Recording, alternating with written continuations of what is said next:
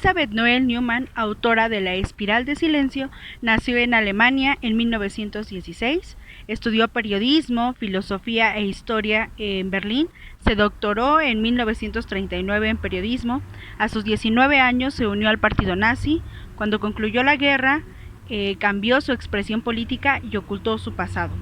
En 1947, junto con su marido, fundó el Instituto Allsbach, dedicado al análisis demoscópico, que jugó un papel muy relevante para la evolución de la política alemana.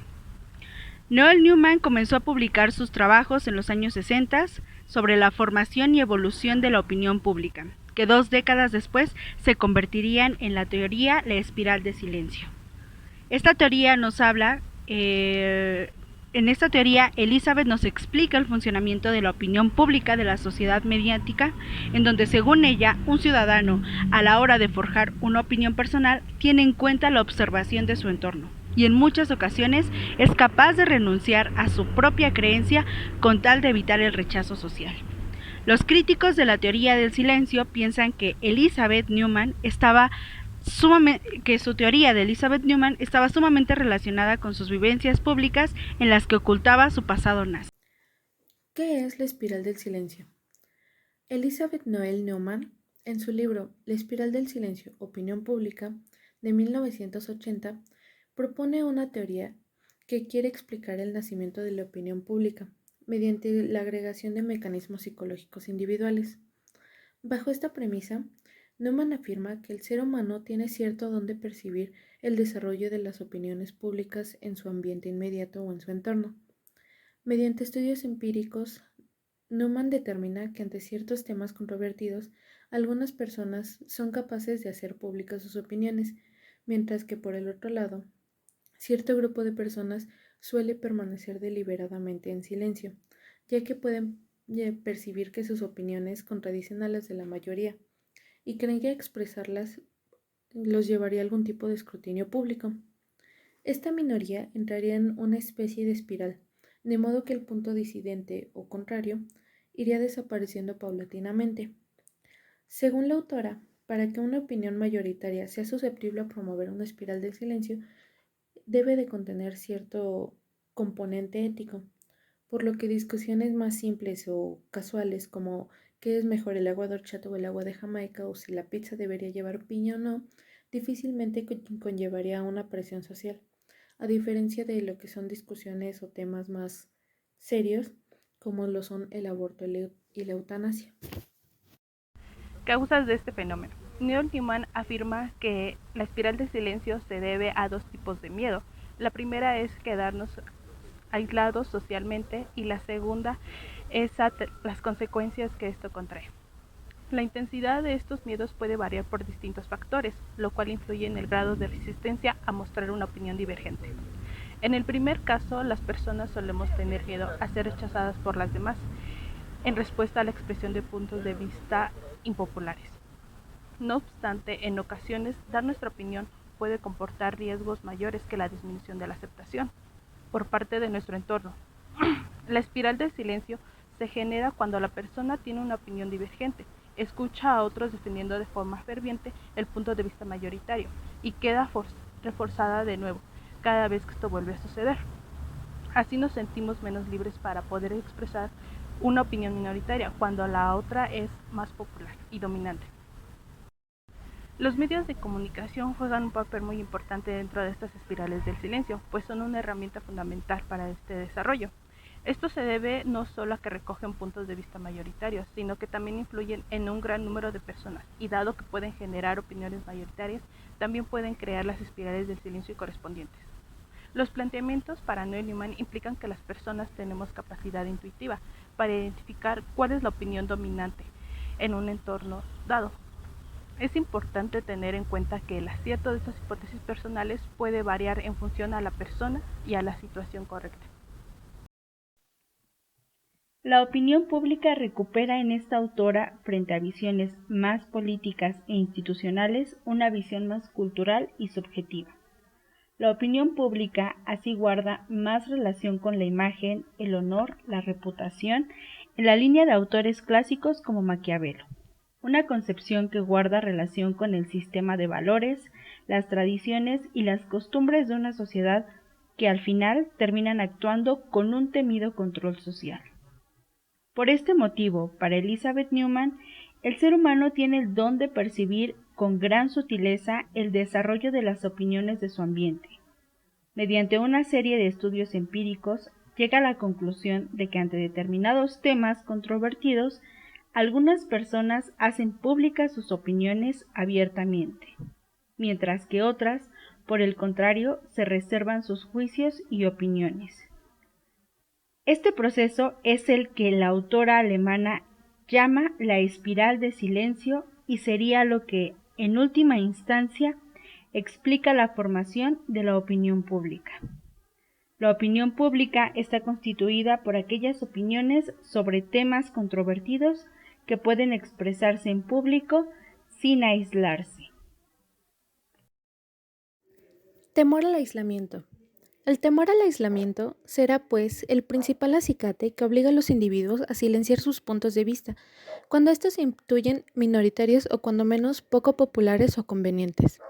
Así, la vida social consistiría en una especie de sometimiento de las opiniones de las minorías por parte de las mayorías. Pero entonces, ¿cómo se explican los cambios en los climas de opinión? El cambio en las opiniones públicas es un hecho. Entonces, ¿cómo lo explica esta teoría? Noel Neumann afirma que hay ciertas personas que son capaces de zafarse de esta espiral, al no temer ser excluidas y marginadas. Este es el denominado núcleo duro o vanguardia, que, gracias a su acción pionera, propicia cambios en los climas de opinión.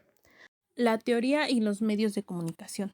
El énfasis excesivo en la percepción selectiva, los usos y gratificaciones y las labores de reforzamiento de los juicios preexistentes que se supone llevan a cabo los medios de comunicación tienden, para Noel Newman, hacia un olvido de la labor de acumulación, las coincidencias de muchos medios en ciertas ideas. 1. Los medios de comunicación y de modo muy especial la televisión, para Noel Newman, son los encargados de crear los climas de opinión y hacer creer a la gente que las imágenes de lo social que difunden son un fiel reflejo de la realidad. Algunos mensajes que llegan al espacio público pasan a formar parte del clima de opinión y si logran captar la atención de los ciudadanos, los medios estarán contribuyendo de una manera sutil, indirecta y a largo plazo de la formación de la opinión pública. El clima de opinión suele ser muy complejo, externo al individuo y envolvente. Alude a algo que rodea al individuo y que, por su naturaleza y variabilidad, influye al máximo en su interiosidad. 2. La teoría de la espiral del silencio mantiene una estrecha relación con la teoría de la fijación de la agenda. De todos los medios de comunicación, la televisión es el más importante y el que tiene mayor poder reductor de la capacidad selectiva de la audiencia. Las razones de esta reducción se encuentran en la existencia de un pequeño número de canales de televisión, en las escasas diferencias que aparecen en los informativos políticos, en la facilidad con que el usuario de televisión acepta seguir exponiéndose a una información disonante y en las facilidades de comodidad y esfuerzo que da la televisión en todo lo que ofrece.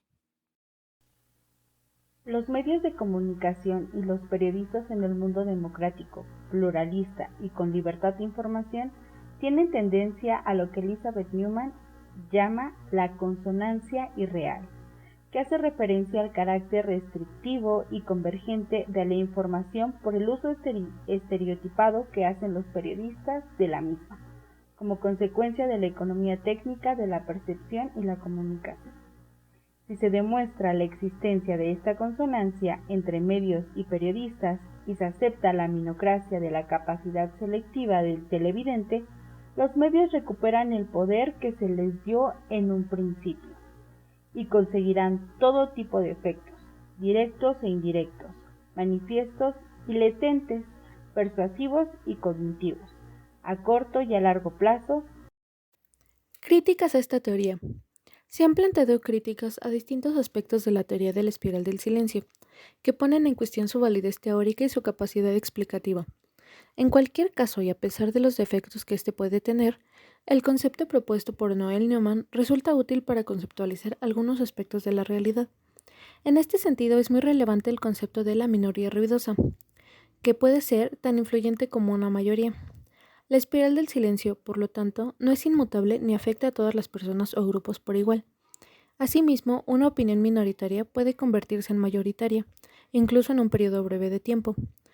Por otra parte, el auge del Internet ha significado una disminución del peso de los medios de comunicación de masas en la opinión pública, ya que las redes facilitan enormemente la divulgación de opiniones minoritarias, así como de datos, ya sean reales o falsos, que las sustenten y que pongan en cuestión los puntos de vista defendidos por el status quo. Algunos ejemplos en esta teoría los vimos más durante la adolescencia, porque se si una chica le gusta un chico que es atractivo o buena persona, pero sus amigas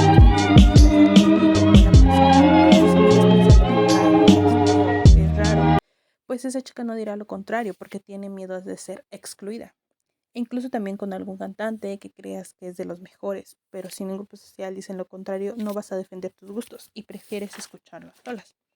Otro ejemplo más durante el ámbito laboral es en una agencia de comunicaciones. El director general decide aumentar la jornada laboral de 8 a 10 horas. Recursos humanos notifica a los empleados. Ahora, la mayoría de ellos acepta los cambios y pocos empleados no están de acuerdo. Sin embargo, no están dispuestos a expresar su inconformidad públicamente. Pues es posible que no los apoyen los demás empleados, tienen miedo al aislamiento, como transferirlos a otra área, o miedo de perder su trabajo.